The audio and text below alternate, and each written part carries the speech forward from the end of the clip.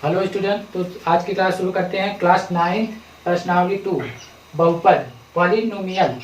अब बहुपद क्या होता है इसके बारे में हम देखते हैं। यहाँ पे बहुत सारे पदों के टुकड़े, बहुत सारे पदों के टुकड़े का मतलब यहाँ पे फॉर एग्जांपल यहाँ पे लिखा गया है 2x² + 3x + 4 ax² + bx + c। अब इसमें देखें कितने पद हैं, एक पद, दो पद, तीन पद। ठीक है, जब यहाँ पे एक पद होता है इसे हम क्या बोलते हैं, एक पदी बहुपद बोलते हैं।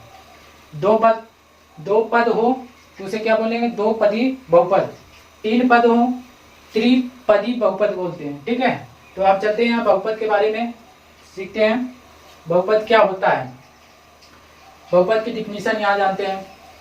ऐसी बहुपद ऐसी बीजी व्यंजक जिसमें चर की घात एक पूर्ण संख्या होनी चाहिए। क्या होनी चाहिए, एक पूर्ण संख्या होनी चाहिए। अब क्या होती है पूर्ण संख्या, उसके बारे में हम देख लेते हैं। वे संख्याएं जो 0 से अनंत तक होती हैं, वे संख्याएं जो 0 से अनंत तक होती हैं। जैसे यहाँ पे 0, 1, 2, 3, 4 अनंत होती हैं। अब यहाँ पे फॉर एग्जाम्पल जो बहुपद में हम बताए थे कि एक पूर्ण संख्या होती है, इसको हम कैसे पहचानेंगे, कैसे देखेंगे, इसको यहाँ पे फॉर एग्जाम्पल सुना देते हैं। देख लेते हैं 2x² + 4x + 3। ठीक है, क्या बताए थे ऐसी बीजीय व्यंजक जिसमें चर की घात, ये क्या है, चर है, और ये क्या है, अचर है। ठीक है, चर की घात क्या होनी चाहिए, पूर्ण संख्या होनी चाहिए।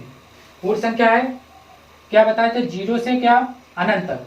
ठीक है, तो यहाँ पे क्या है, पूर्ण संख्या है कि नहीं है, ये पूर्ण संख्या है। 4x में पूर्ण संख्या है, क्योंकि यहाँ पे जहां पे हमारा घात नहीं होती है, जहां पर हमारी घात नहीं होती है वहां पे हम क्या मानते हैं, 1। अब यहाँ क्या हो गया, 4x के पावर कितना हो गया, 1 + 3। ठीक है, चर की घात कितनी है, 1 है। अब 3 में देखते हैं, देखो अगर यहाँ पे केवल 3 लिख दिया जाए, इसमें चर की घात पूछा जाए कितनी है कि नहीं है, पूर्ण संख्या है या नहीं है, चेक कर लेते हैं। इसको हम इस तरीके से भी लिख सकते हैं, 3x और x के पावर 0। ठीक है, 3x के पावर 0। तो यहाँ क्या करेंगे, x के पावर 0 का मान क्या होता है, हमेशा 1 होता है। किसी के पावर, जैसे यहाँ पे a का पावर 0 कर दिया जाए 1 हो जाएगा।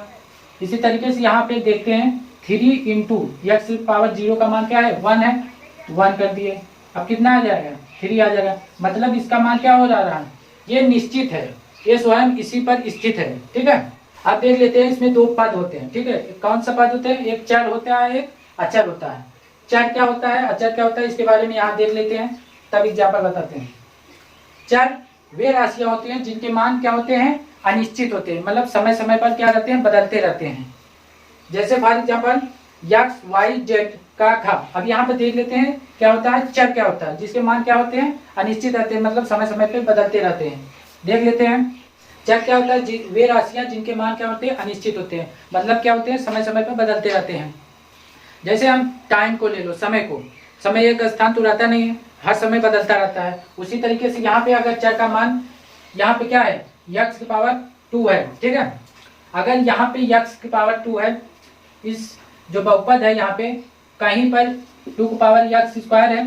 ठीक है, और कहीं पे इसी में क्या कर दिया जाए, 3y कर दिया जाए, फिर 3z कर दिया जाए। क्या हो रहा है, इसका मान क्या हो रहा है, परिवर्तन हो रहा है, मतलब बदल रहा है समय समय पर। और इसमें एक एग्जाम्पल और समझ लेते हैं। जैसे यहाँ पे 2x² + 3x + 4 है। ठीक है, यदि इसमें x का मान हम 1 रखेंगे, कितना आएगा, 1 आएगा। x का मान 2 रखेंगे, कितना आएगा, 2 आएगा। x का मान 3 रखेंगे तो कितना आ जाएगा, 3 आ जाएगा। तो मान क्या हो जा रहा है, बदल जा रहा है। ठीक है, इसमें मान क्या हो जा रहा है, बदल रहा है। तो ये क्या हो रहा है, अनिश्चित हो जा रहा है। अब यहाँ पे 4 है लास्ट में। ठीक है, 4 को देख लेते हैं।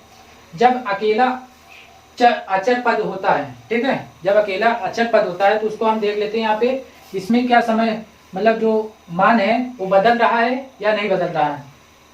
जैसे अकेला चर पद है यहाँ पे, अचर पद, तो 4x की पावर 0 रखते हैं। कितना रखते हैं, 4x की पावर 0। अब x के पावर 0 का मान क्या होगा, 1 होगा। किसी के पावर 0 का मान क्या हो जाएगा, 1 हो जाएगा। इस एग्जाम्पल देख लेते हैं, a के पावर 0 का मान 1, 2 के पावर 0 का मान 1। ठीक है, इसी तरीके से यहाँ पे 4 के 4x की पावर 0।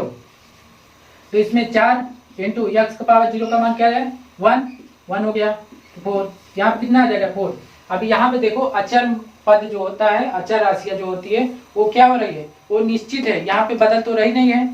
और जो चर का मान है वो क्या हो रहा है, समय समय पे बदल रहा है। ठीक है, यहाँ पे चर हो गया, चर को इंग्लिश में क्या कहते हैं वेरिएबल। चर वे राशियां होती है जिनके मान अनिश्चित होते हैं, मतलब समय समय पे बदलते रहते हैं।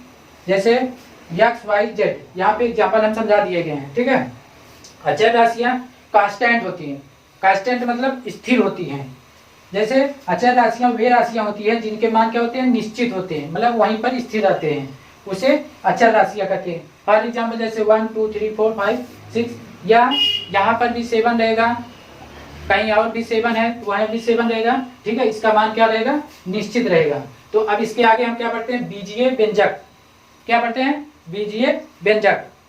बीजीय व्यंजक क्या होता है उसको हम देख लेते हैं। उसके बाद क्या पढ़ते हैं बहुपद के प्रकार। बहुपद कितने प्रकार होते हैं, 2 प्रकार होते हैं, एक घातों के आधार पर, एक पदों के आधार पर। अब घातों के आधार पर कितने प्रकार होते हैं, 3 प्रकार के होते हैं, एक घाती बहुपद, द्विघाती बहुपद, त्रिघाती बहुपद। अब पदों के आधार पर 3 प्रकार के होते हैं, एक पदी बहुपद, द्विपदी बहुपद, त्रिपदी बहुपद। ठीक है, अगला क्या होता है वहां पे आगे आता है शून्य बहुपद। शून्य बहुपद क्या होता है, अब इसके बारे में पहले यहाँ पे सीखते हैं। तो शुरू करते हैं यहाँ पे बीजीय व्यंजक, एल्जेब्रिक एक्सप्रेशन। ठीक है, कुछ निश्चित चर तथा अचर के योगफल गुणा अंतर से जो व्यंजक प्राप्त होता है उसे क्या बोलते हैं बीजीय व्यंजक। अब इसका मतलब क्या है, योगफल क्या होता है।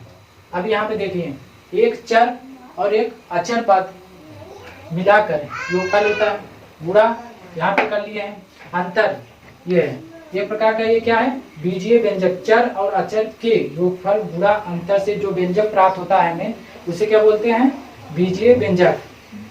तो चलते हैं यहाँ पे बहुपद के प्रकार पढ़ते हैं। क्या पढ़ते हैं बहुपद के प्रकार।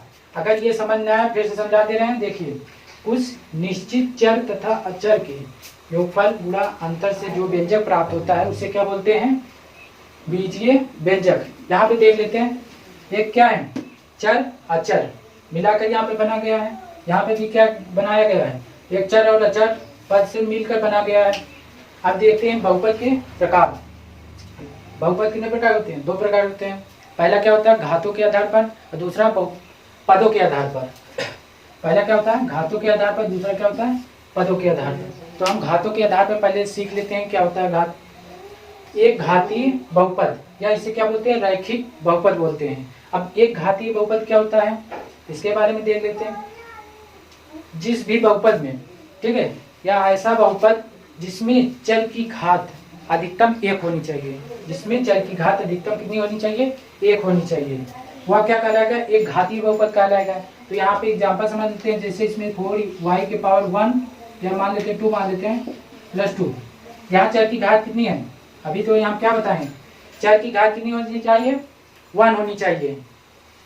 चर की घात यहाँ पे क्या लिख दिए हैं 1 है, अधिकतम चर की घात 1 होनी चाहिए, ध्यान देना। अब द्विघाती बहुपद, तो चलते हैं द्विघाती बहुपद सीखते हैं।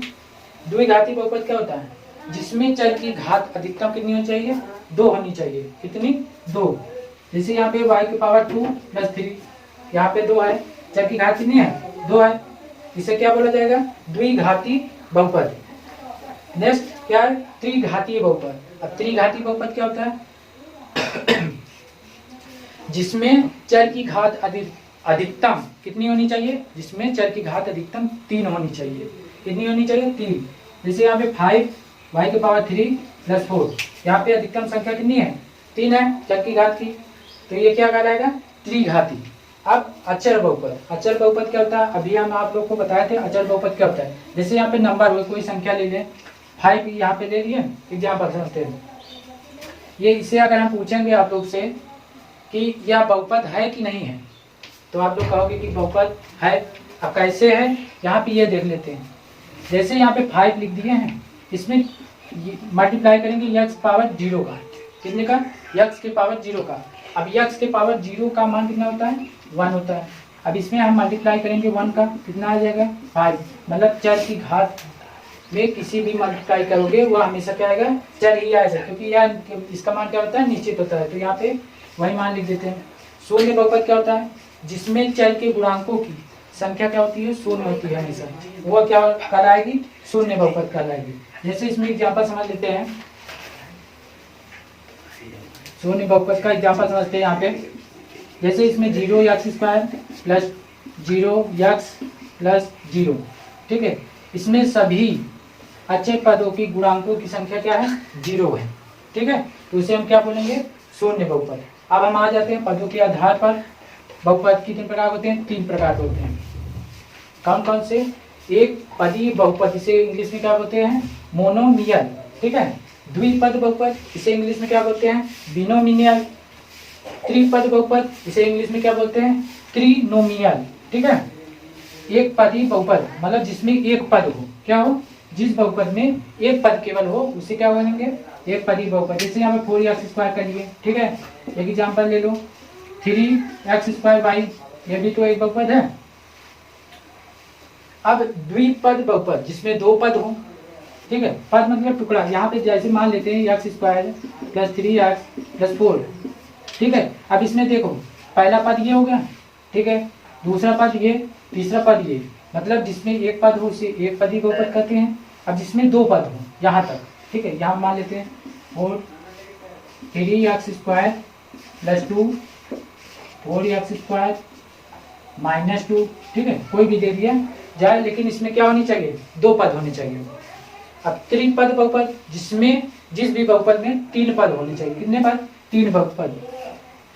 यहाँ देख लेते हैं, 3x² प्लस 4x प्लस 2, कितने पद हो गए, 1 2 3, 3 पद हो गए।